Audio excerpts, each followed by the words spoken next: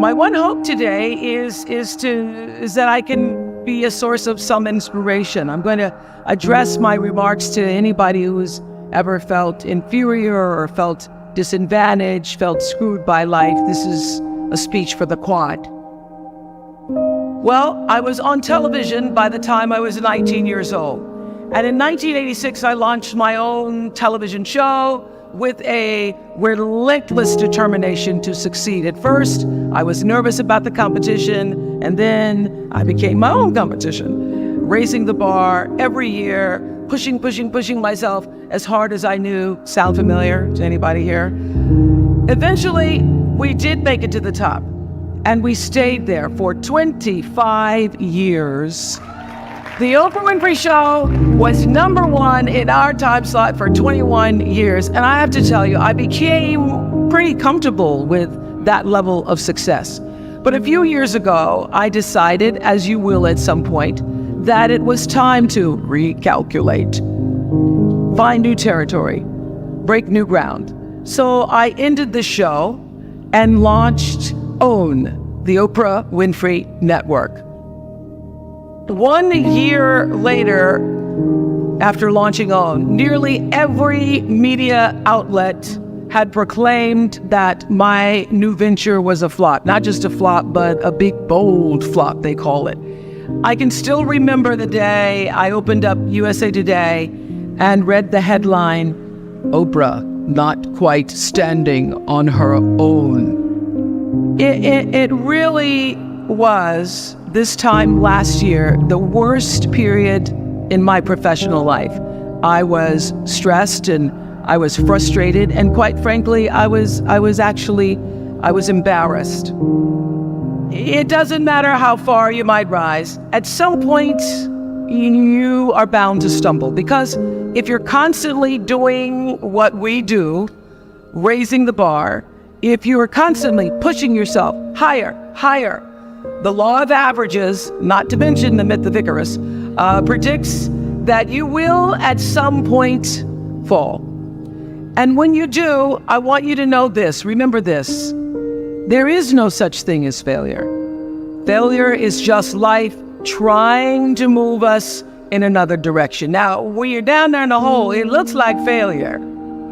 So this past year, I had to spoon feed those words to myself.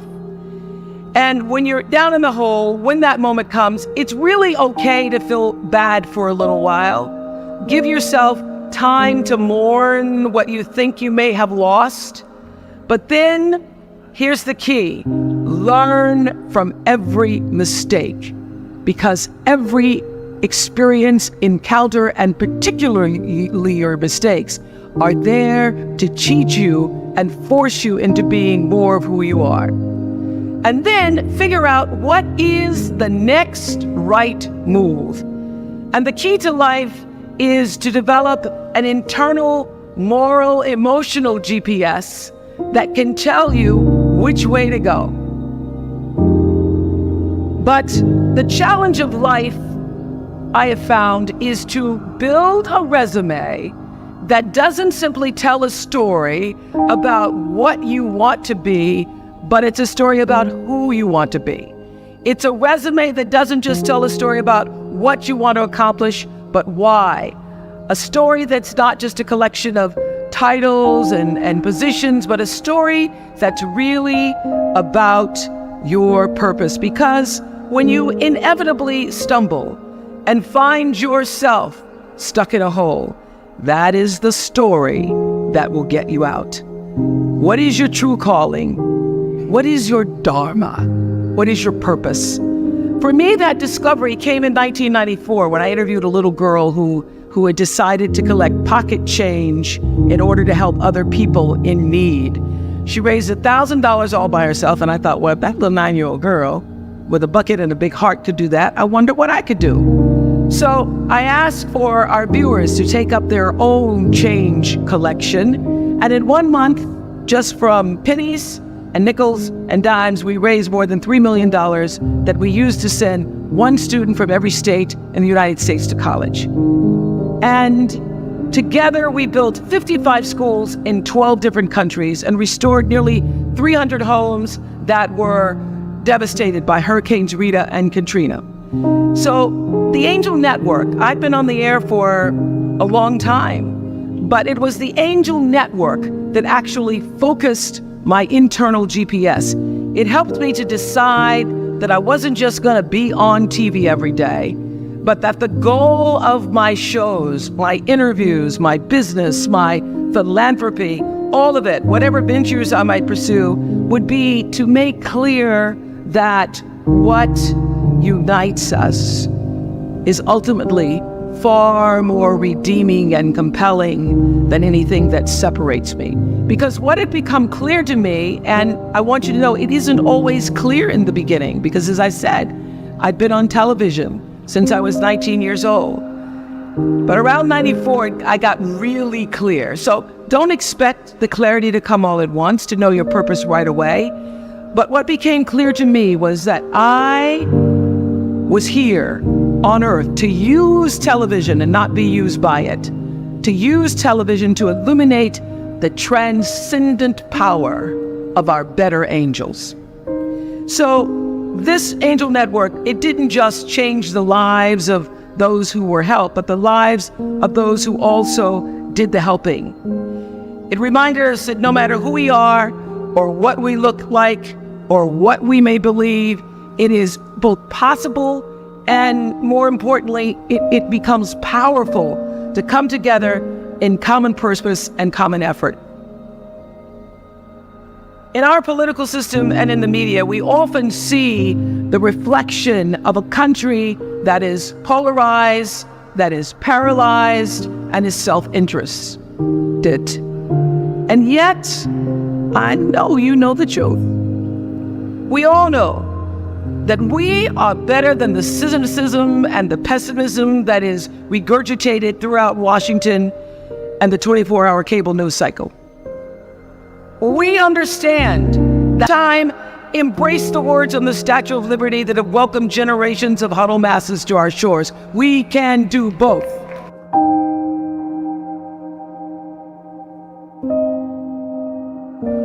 The point is, your generation is charged with this task of breaking through what the body politic has thus far made impervious to change. Each of you has been blessed with this enormous opportunity of attending this prestigious school. You now have a chance to better your life, the lives of your neighbors, and also the life of our country. When you do that, let me tell you what I know for sure.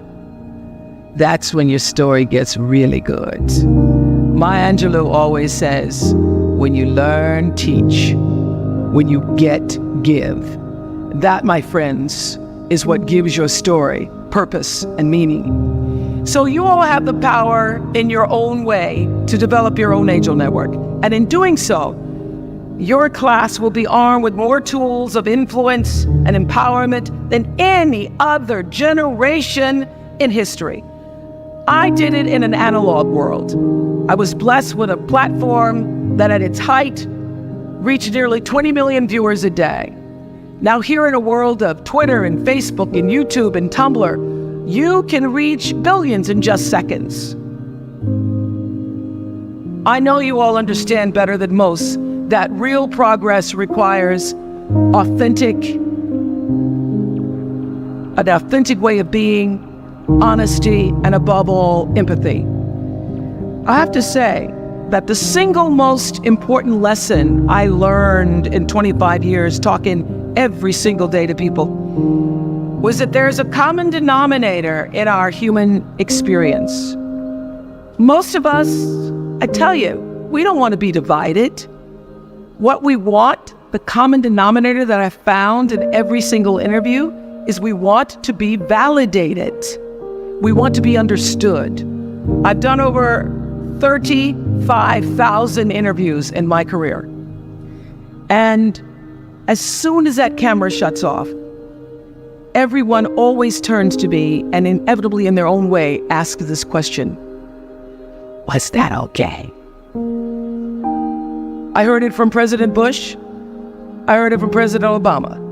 I've heard it from heroes and from housewives. I've heard it from victims and perpetrators of crimes. I even heard it from Beyonce and all of her Beyonce-ness.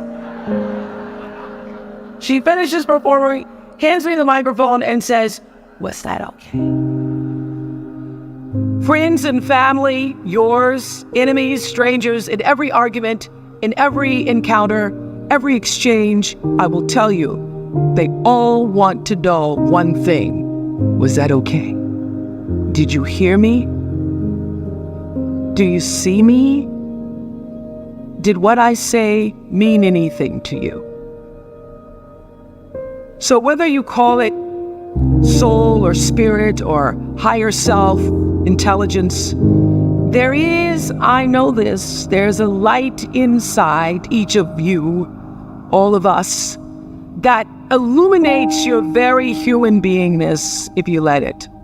No matter what challenges or setbacks or disappointments you may encounter along the way, you will find true success and happiness if you have only one goal. There really is only one, and that is this: to fulfill the highest, most truthful expression of yourself as a human being.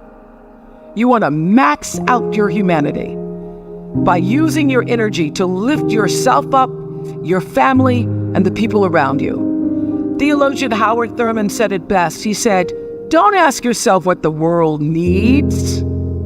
Ask yourself what makes you come alive, and then go do that. Because what the world needs is people who have come alive." From time to time, you may stumble, fall. You will for sure. Count on this. No doubt. You will have questions and you will have doubts about your path. But I know this: if you're willing to listen, to be guided by that still small voice that is the GPS within yourself, to find out what makes you come alive, you will be more than okay. You will be happy, you will be successful, and you will make a difference in the world.